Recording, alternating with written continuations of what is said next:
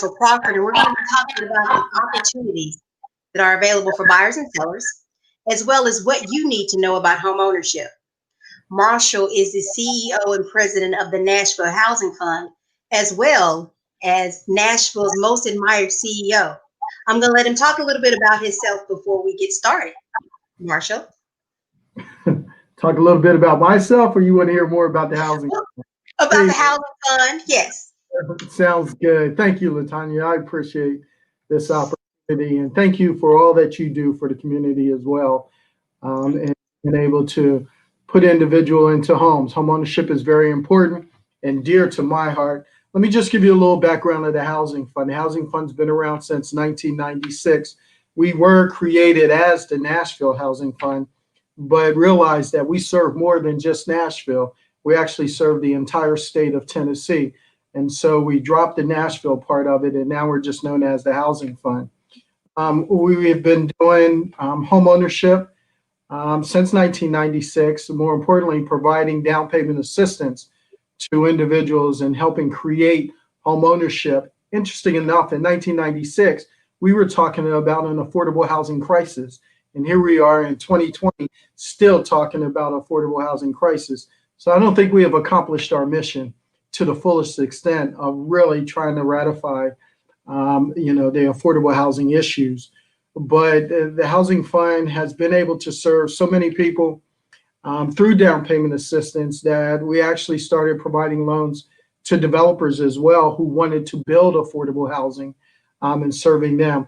Our primary mission is to provide resources and creative leadership to help individuals and communities create and maintain affordable and healthy places in which low and moderate income people live. We're proud of that. The resources that we have provided over the years have been significant. Just in 2020, between 2019 and 2020, we actually helped create over 509 units of affordable housing.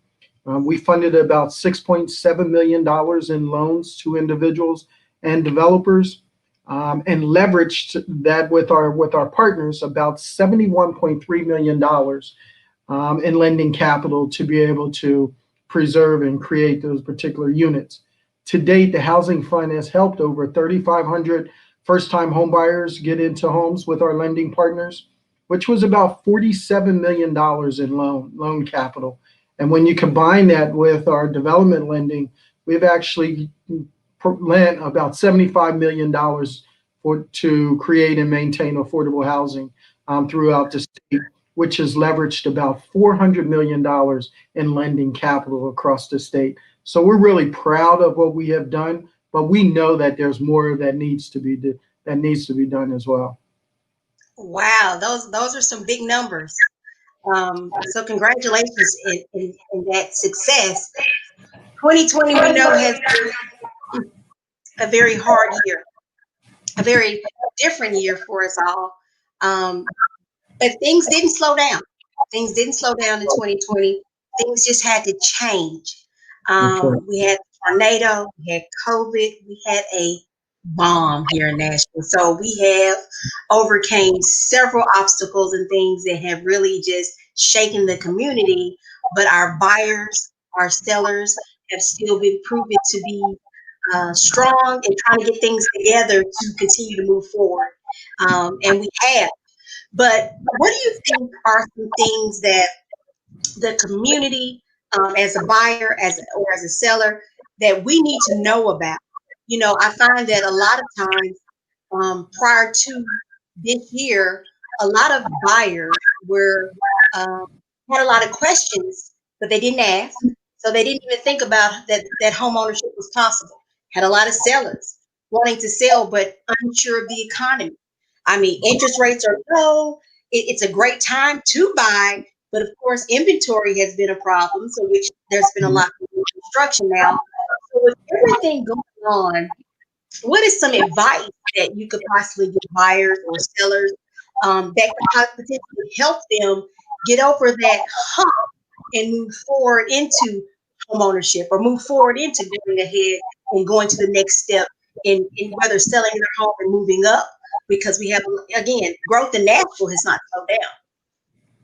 No, it hasn't. And in fact, it hasn't impacted the affordable housing stock in the Nashville area significantly, simply because you have so many people that want to move into Nashville, outside, coming from California, coming from New York. A lot of those individuals are in high cost areas. So when they decide to cash out, they can move into a marketplace like Nashville and bring cash with them that allows them to be able to pick and choose where they want to live. But let me just share with you, Latanya, because knowledge is key about all of this. When you're thinking about home ownership, or you're thinking about selling when your current residence, or whether or not you make a decision to not sell but to rent it out, let me just share with you some of the impact that our society is feeling from the fact that home ownership is a pivotal part of the economics. When you think about the home ownership rates in society, whites are about 75.8% of the home ownership stock in this country. So they are the majority of homeowners in our country. Whereas when you look at blacks are about 46.7% home ownership. And then Hispanics or Latinos are at 50.9%, or 51% are homeowners. So when you start thinking about the impact that homeownership has on our economy, whites, who are the largest population in society, make up the majority of the homeownership stock. And then if they are homeowners, just think about how many homes that they do own that are their rental properties as well. So rental has become a major source for boosting the economy, and also another means of income for a lot of people. And so what happens is that the housing stock becomes more suppressed, and there are less people who are able to afford what were known as affordable housing properties, because the individuals who were once in those particular units make a decision that, hey, we don't want to sell this. We're going to use this to supplement income, or to supplement, the college tuition for our kids, or retirement pay. So it becomes just another source of income. With that being the case, that means that, African Americans now have to find new and creative ways to become homeowners, or Hispanics have to become new and creative ways to become homeowners. We all know right now that rates are low. Rates are extremely low. And if you got a rate that is higher than 4%, you definitely need to be thinking about, how do I make the adjustment here to get it? Because rates are around 2% for the highly qualified individuals. In addition to that, affordable housing prices continue to increase. And HUD's going to make another adjustment this year that is going to increase what the affordability rate in Nashville is for what an affordable housing home is considered. It's a seller's market, meaning that the sellers can make any decisions that they want. They don't have to sell it at appraised value. And a lot of them were selling way above appraised value. We've provided an opportunity to, look at acquiring homes that individuals want to get out from under due to, the tornado, or due to COVID, or due to other situations. But individuals want top dollars for those homes. And unfortunately, as a nonprofit organization and a community development financial institution, we want to buy it, at or below the, what affordability is for, so that we can make it affordable for other individuals. But man, no, they don't. They want top dollar, which I don't blame them on one hand, but then on the other hand, it squeezes out individuals who are looking for that affordable opportunity there. And then what I will say, which I think is really critical, just in case you didn't know, is that there are rules and there are exceptions to these rules. And for the most part, a lot of people who are only told what the rules are for achieving home ownership, they're never told what those exceptions to those rules are. And interesting enough, I learned that, a long time ago, back in the mid 90s, when I did my senior thesis on disparities in mortgage lending. I realized that African Americans and Hispanics and Latinos were only told the rules. They were never told what the exceptions to the rules are for achieving home ownership. So knowledge is key. You really got to understand, you really got to ask the right questions. You really got to get a much better understanding for what you're trying to do as you move into the realm of homeownership, or even as you move into the realm of deciding whether or not I want to sell my property or I want to maintain it for additional income. But those are some critical factors that I think people need to understand as they're thinking about what do I do or how do I go about getting into home ownership. Right. So as Marshall mentioned, it's okay to ask somebody. Mhm. Ask the question. Yeah, absolutely. Know the rules, That's right. but ask if there's any exceptions that are available. Mhm.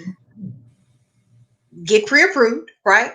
A lot of times that's the first step. You got to get pre-approved to know if you're even eligible to buy. I know in the past years, a lot of buyers were assuming that their credit was not good enough. It was too low. They were looking on Credit Karma or some of the other sites that was giving them inaccurate information. So get with your realtor, get with the lender, find out with your actual mortgage broker, see what needs to be done. If there's anything on your credit that needs to be changed or approved or removed, so that you can do those things in preparation of home ownership. Because apartment rental rates have went up. So why not own? Why not buy? Why not start building wealth, right? Building wealth to me through real estate is one of the best ways to get started, to build wealth and to have an opportunity for growth. Let me see, what else did you say? So have a better understanding. You need education. Get the information that you need so you can make those right decisions and get those questions answered that you need. Now, to discuss that the housing fund helps buyers for down payment assistance, but they also just got a great opportunity and new branded information to help homeowners as well with their preserved homeownership program. Is that correct, Mark? It is. It is. And, let me just, I'm sorry, LaTonya. I said, can you tell us about that program Oh, that you have? absolutely. But can I just make a point that I think is really critical here? You said get approved. And a lot of people think when they get pre-qualified that they're approved. So they get qualified and then they go out and start looking at houses. That's the wrong way of doing things. The right way of doing things is get approved. Know what you are approved for, meaning that somebody makes a commitment that they are willing to give you the resources that you need to be able to buy that house. And that's a critical component of it, because for so long, individuals will go, right now with the internet, they'll go on and they'll put some information in and somebody will spit something out and say, you pre-qualify for this. And then immediately they want to run down to a realtor or somebody and say, hey, I'm ready to look at some homes, and come to find out that after they go through the full process, then you did all that work and you can't even get the size house that they were showing you because somebody told you that you pre-qualified for something. So pre-approval is a critical component of that. And the second point that I want to make to you, LaTonya, a trusted advisor. A trusted advisor is somebody that you can refer to or somebody you can depend on to give you the information that are exceptions to those rules. So the rules essentially say your front end ratio has to be this and your back end ratio has to be that. You need a certain amount of money that you need to put down, and those are the rules. But the exceptions to those rules is that down payment assistance is available to you. Somebody is willing to help you be able to do it if you go through a process for being able to qualify for the down payment assistance. A gift from a relative is allowable. Paying off or paying down a certain amount of credit is allowable. Those are exceptions to those rules that they put out in front of you. So it's critical to have a trusted advisor or somebody who can give you that and share that knowledge and give you that information before you even move down that road of achieving homeownership. The point that LaTonya was making about us being able to provide down payment assistance is critical because we do. You can borrow up to $35,000 of getting down payment assistance to help you get into the home that you want to. Now, remember, you're borrowing this, so it's a second lien against your first property. And I say it's a great thing because it gets you in that home, but it doesn't stop there because you now have to think about, well, what does the future hold in generating what LaTanya called that wealth? How do you go about generating that wealth? Well, you got to be mindful. And the first thing I tell people is if you're going to have a first and a second mortgage on that, then be mindful and plan adequately about what it takes for you to be able to sustain it at home. Many of us, we buy a home and the first thing we want to do is go to Rooms To Go and get 24 years, no interest, payments only type of furniture. And we want to furnish every single room within that first year. That doesn't even make sense in a lot of ways. So we got to be mindful of that. Or believe me, you buy a home, what's the first thing you're going to get in the mail? A new car. Application, you're pre-approved. Now, believe me, the dealerships will send you a pre-approval in a heartbeat to get you to buy a new car because you now have acquired an asset. Does that even make sense for a lot of us? So we can't get stupid when we buy homes. We got to get smarter when we buy homes. And a lot of times we buy a home and we think that's the end all, the be all, that we've achieved something, but yet then we don't start thinking about the future of things. So it's critical that we do that. Yes, LaTanya, you're absolutely right. We got a great opportunity to work with a great partner in Amazon who really wanted to help address some of the affordable housing issues in our community. And so they approached us about being able to figure out where's an area that they can play a critical role. So they provided us with some resources because, as I mentioned to you earlier, about the lack of affordable housing stock. We thought that it is critical to help preserve home ownership. We know a lot of people with COVID and unemployment at all-time highs, and we know the impact that it's having, especially on the minority community, African-American community, the Latino and Hispanic community. How do we help those individuals preserve home ownership? So what we've been able to do was create the Housing Resiliency Fund to help individuals offset that 34% tax increase that Nashville is experiencing.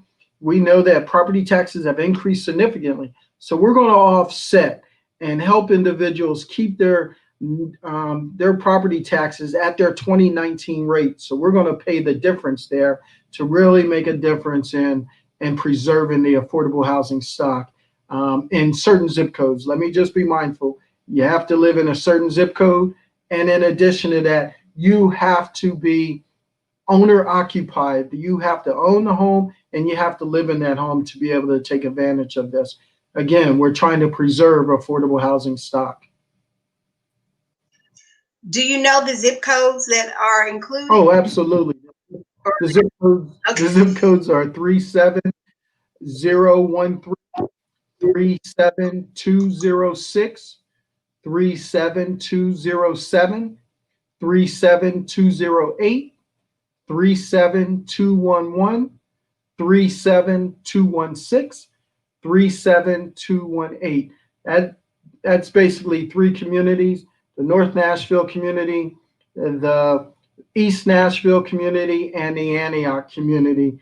During the research, we realized that those are communities that we have a lot of low to moderate income homeowners. And so what is the best way of being able to help? I wish we could help every zip code throughout Nashville, but unfortunately we don't have those resources. We would love to grow the fund to about $5 million where we can expand the reach of helping more people. And so if anyone is listening that knows some billionaires and millionaires out there, we would love to have them support this initiative. Or if you have a couple $100 that you would like to support, you can easily go to our website and make a donation at thehousingfund.org. And we'll be more than happy to put that into the fund and being able to help more people as well. And you mentioned income limitations and restrictions for that program. What are those? Yep. So you have to be at 120% and below area median income.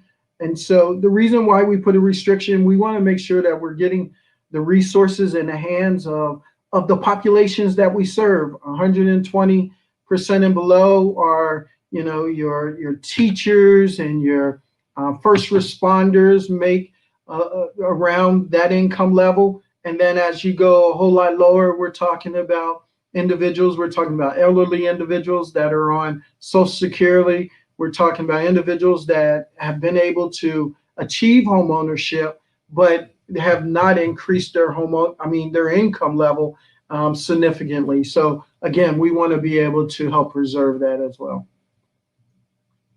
So a lot of opportunities are available for buyers as well as sellers.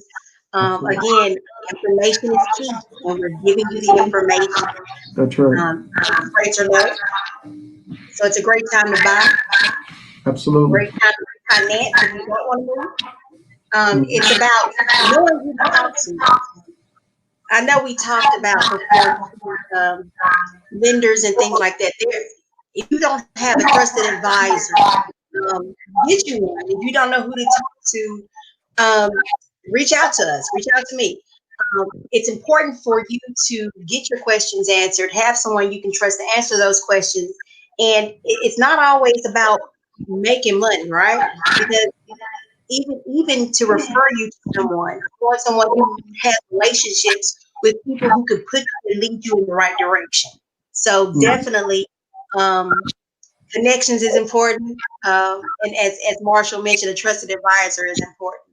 Any additional things that you want to share, Marshall, today? Absolutely. You know what, Latanya, I would say that my keys to success, or what I would inform individuals about the process of buying homes, or preserving home ownership. Number one is research. Research is critical. That's why we all have smartphones. You can research anything right in your hand. Just research home ownership, the keys to success. Research it. Find out more. Talk to people. Call the housing fund. Call Latanya. Just call a realtor and just ask them, hey, I'm just curious about this.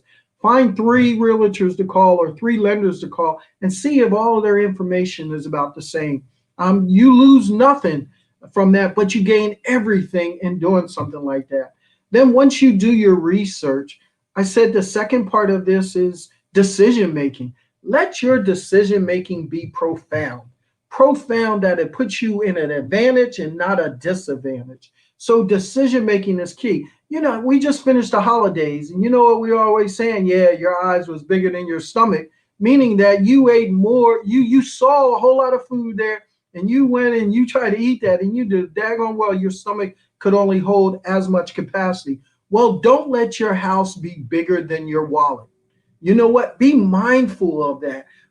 Make a decision to buy something which your wallet can handle.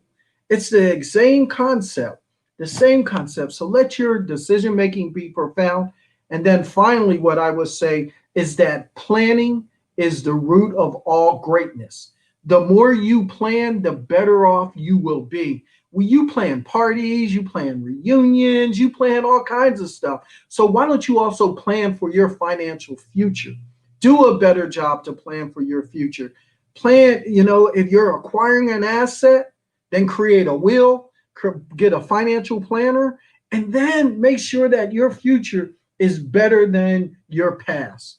And making sure that you're taking care of your family, leaving your children in a much better situation, leaving your loved ones in a much better situation, making sure your assets are assets.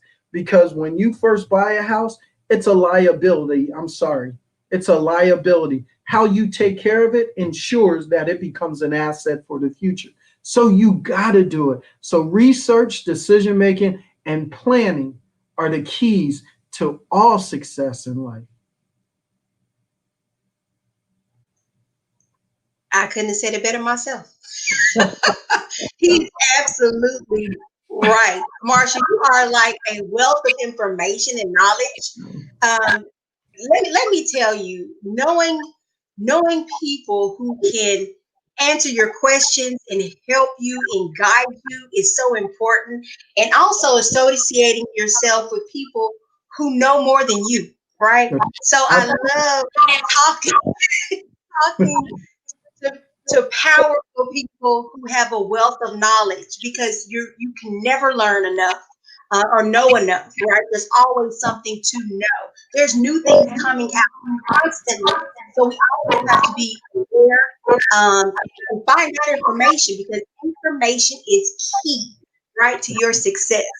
Um, that's all I have today. I want to thank you so much, Marshall. This has been wonderful. It's so many topics that we could cover. So this is just the beginning. We're going to do this on a weekly basis, but information is critical, and there's so much information to get out that we can't always share, within our 30-minute sessions. But I appreciate you all watching. If you have any questions, you can reach out to me, LaTonyaMartin.com, and Marshall. What is the website for the Housing Fund, or to reach out to you as well?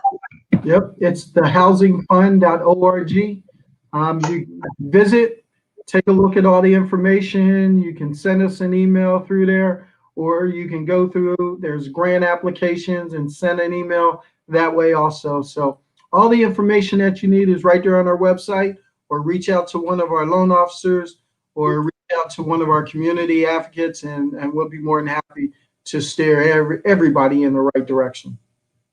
Absolutely.